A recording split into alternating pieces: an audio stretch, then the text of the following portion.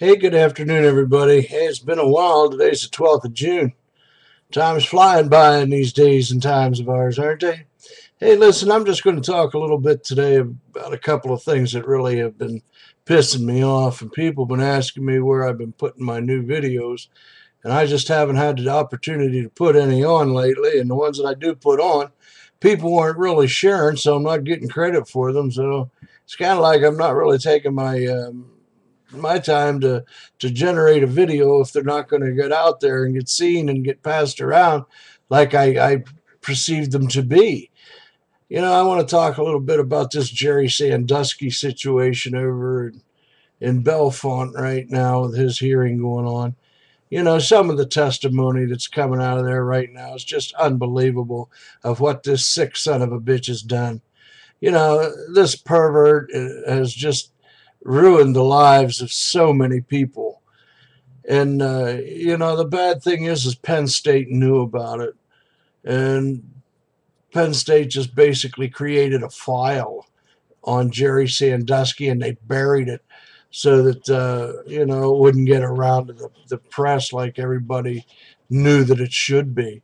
And that's a shame. That's a real shame. We lost a really good man in Joe Paterno. I don't want to hear he died from lung cancer or complications of lung cancer. That man died of a broken heart. That man gave his all to Penn State, and what did Penn State do to him? And now Penn State's worried about a tarnished image.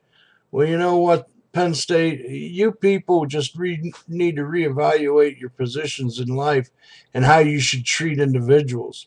Yeah, the football program brings you in lots of money and lots of good college students, but you know what? Is it worth the reputation of many, the lives of many, and the life that we already lost because of this crap? Hell no, it's not. Hell no, it's not. You guys need to become more proactive.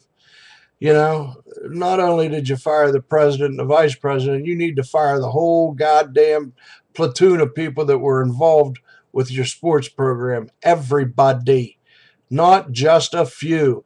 Everybody needs to go. Anybody that had any dealings with Jerry Sandusky, and here you guys are blaming poor Joe Paterno for not doing the right thing. He did do the right thing, but you guys knew about it even before he did.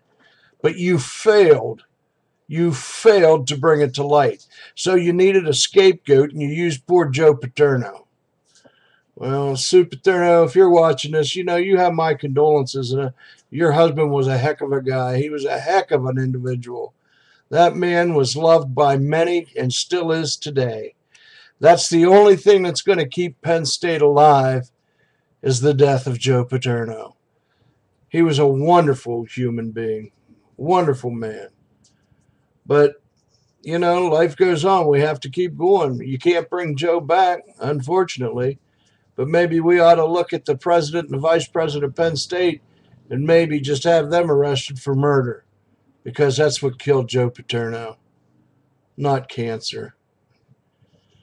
Now, I want to talk about another thing real quick. I want to talk about Facebook. I am so sick and tired of somebody reporting me on my postings. And I don't know who it is, and I don't really give a shit who it is. And I've said this before. If you don't like my posts, get the hell away from me, okay? Get away from me. I don't know if it's a member of my immediate family, because I don't talk to them. I was removed from their friend list because I voiced an opinion on my nephew's wife having some transplant surgeries. Nobody even told me. So, being the black sheep of the family, this is where we're at. I don't need those people. I live over here in Pittsburgh. I'm having a great time over here by myself. I've got myself covered. I never needed them in the past, and I'll never need them in the future.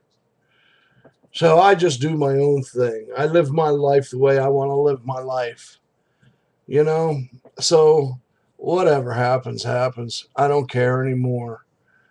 I just try to live my life to the best of my ability, and that's it. Yeah, I got screwed over by some people, but hey, I'm still alive, aren't I? I survived it. I didn't I didn't dwell on it. It's over. It's done with. So here I am trying to bring out injustices that I think we severely need to do. I got screwed by Pool City. I sued them and I won. I got screwed over by Molyneux Carpet and Tile on the laminate floor. The shit's coming up. It's called peaking, and it's because it wasn't installed properly. It even says on the laminate directions that you're supposed to use their underlayment. Molyneux didn't do that. They used some other underlayment on it, but nobody wants to accept responsibility. Yeah, they sent me some laminate, but it's like install it yourself. What the hell am I supposed to do? I can't install it. I'm lucky if I can get out of a chair every day. It's getting to the point where I can't even walk. I have to use a damn cane or a walker or something. What do you want me to do? So, I got screwed by them. Pool City screwed me by the way they installed my swimming pool. So I won them. Now I have to sue the installers. It's just a cycle of bullshit that I'm tired of dealing with. And I try to tell as many people as I can, stay the hell away from Pool City and stay the hell away from Molyneux. Molyneux flooring, their commercials even make me sick. I don't know if they're using family members to say how good or how wonderful they stand by their product and how great they install it. They're full of shit. It's the worst installation I've ever seen on a floor. And I've had another company come in and tell me that it's because it hadn't been installed properly. So here I am. I sit and wait. What should I do? I got 2 years to file a suit, but I am so sick and tired of suing to get what is rightfully mine. They had a furniture company here for years called Roomful Express. I had to buy a special lounge chair that lifts you up out of the chair so you can get out of it. Well, the wiring broke on it, and the spring broke on the back of it, and now not only did Roomful Express go out of business, but so did Berkline, the company that made the chair. So I write to the Attorney General's office, but they're full of shit too because they don't do anything about it. You're kind of on your own in this world. You have to raise your own hell.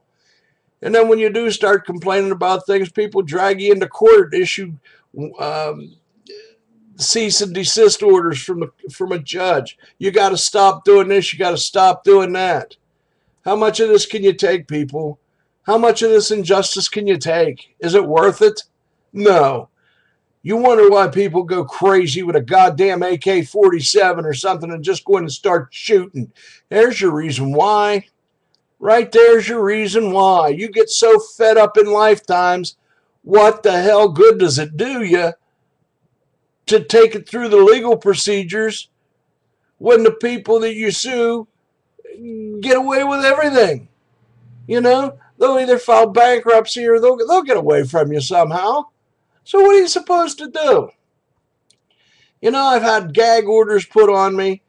I've had court orders, an order to remove certain materials off of Facebook, orders to remove things off of my video chats. That's why you haven't seen a lot of them.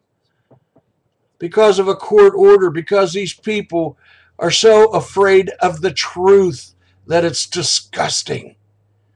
It's totally disgusting how you're treated as an individual in this world today. Then you wonder why kids do what they do today. It's not because of the kids.